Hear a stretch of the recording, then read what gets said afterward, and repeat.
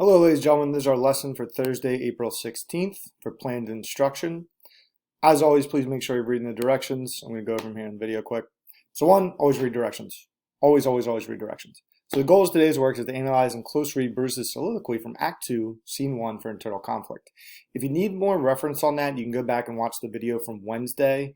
There is a video from Course Hero that will go over some of this material in a different way. So you're going to read and review Brutus' soliloquy. The PDF. Take about 15 minutes when you really break down what I'm asking you to do. So read the soliloquy. I'd like you to take notes based on the guiding questions. You don't have to submit these, but they are going to help you do the last step. I have guiding questions in the soliloquy, and you can also watch this video. That's going to help you take notes as well. I would just write them down on a certain piece of paper. Again, it's not something I'm formally collecting, but it's going to help you with the last step. And then you're going to write a response to the prompt at the end. So I'm going to read Brutus' soliloquy for you guys. I'm going to go over the guiding questions, and then your job is going to be to analyze this soliloquy to be able to explain in a better way Brutus' internal conflict. Let me move this a little bit so you guys can see everything. So, Brutus' soliloquy. Well, first, what is a soliloquy? It's a speech made by a character to the audience showing their thoughts and inner feelings. In this stage of the play, Act 2, Scene 1, Brutus is on stage by himself. He is getting towards the decision he's going to make in regards to Caesar, but he hasn't technically made it yet. We actually see him make it in this act. An internal conflict is a struggle that a character has with himself or herself. So we're going to look at Brutus's internal conflict. So here's Brutus's soliloquy. I'm going to put on my best Shakespearean accent. It must be by his death, and for my part, I know no personal cause to spurn at him, but for the general, he would be crowned. How might that change his nature? There's the question. It is bright day that brings forth the adder, that craves wary walking. Crown him? That, and then I grant we put a sting in him, that at his will he may do danger with. The abuse of greatness is, when it disjoins remorse from power, and to speak truth of Caesar, I have not known when his affection swayed more than his reason. But 'tis common proof that lowliness is young ambition's ladder, whereto the climber upward turns his face. But when he once attains the utmost round, he then must unto the ladder turn his back, looks in the clouds, scorning the base degrees by which he did ascend. So Caesar may, then, least he may prevent, and since the quarrel will bear no color for the thing he is, fashioned it thus, and what he is augmented, would run to these and these extremities.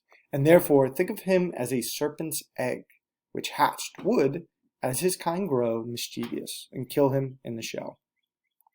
So a couple of vocab and context things. An adder is a snake. He mentions that at the beginning, and he also mentions the serpent's egg at the end.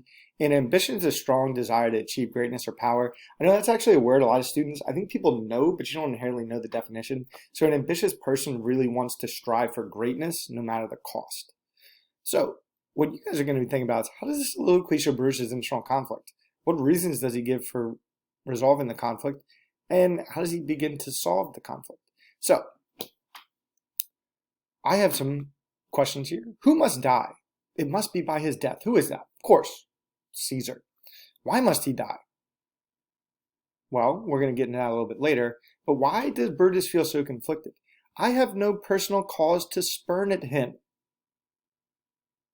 He doesn't have any reason to not like Caesar. His biggest question, though, is he would be crowned. How that might change his nature. There's the question. So this is the root of his internal conflict. Caesar's going to get the crown today on March 15th in the play. How is that going to change his nature? So he even talks about, he brings up this idea of the adder, that on a bright day, snakes come out. And is Caesar going to, or is his worst nature going to come out like a snake during this bright day? So what would change Caesar's nature? The crown. Why is that a bad thing? The idea that when someone gets a lot of power, it changes them. You might notice this with people. You might notice this if you have a job, maybe a boss. When people have a little bit of power, sometimes it doesn't always change them for the best. What will make Caesar dangerous? Really, the power that he's going to get from the crown. Now, the big question here, and going back to why he's so conflicted, what hasn't Caesar done yet, and why does Brutus question his decision to go against Caesar? Well, The abuse of greatness is when it disjoins remorse from power. And to speak truth of Caesar, I have not known when his affection swayed more than his reason. So what he's saying is, he's never seen Caesar abuse power. He's never actually had evidence of that, which makes this decision so much harder for him.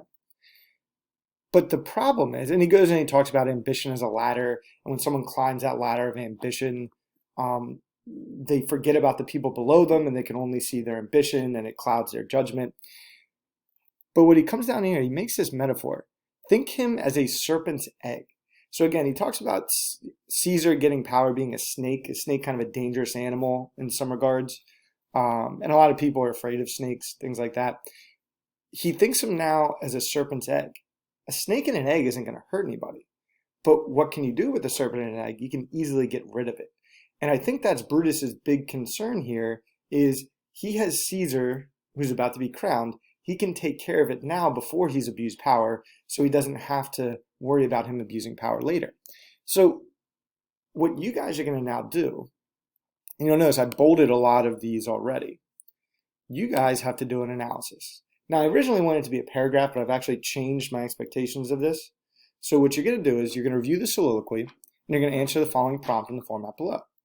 How does Brutus' soliloquy illustrate his internal conflict? So what's his conflict about? How does he solve the conflict? And what reasoning does he use to solve it?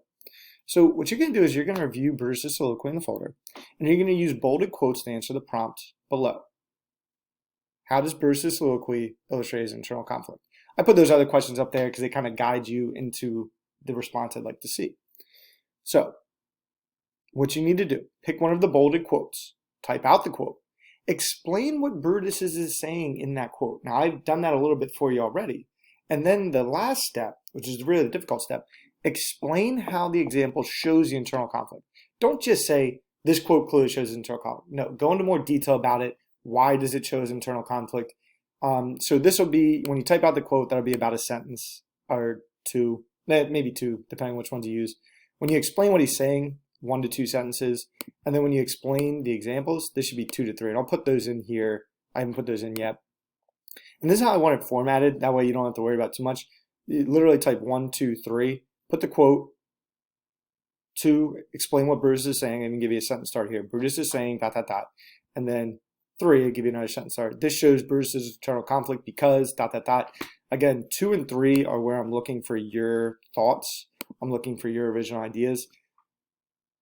They should be original. Don't go on answers.com or SparkNotes or anything like that. Give me something that you thought, because I give you a video here. I give you a lot of my thoughts. I don't mind if you steal my thoughts. Don't go to answers.com or Moop or any of those, because that's not worth it. So that's our video for today. Sorry it's a little bit longer, but there's a little bit more stuff to get into, and your work today might be a little bit longer because it's a little bit more in depth. As always, if you have questions, please reach out to me. I'm here to help. I can go over the answers to the PDF in more detail. I can talk you through it, but you got to reach out for help. I'm always here. I'm always on my computer. I probably shouldn't be, but I am. All right. Have a good day, guys. Bye.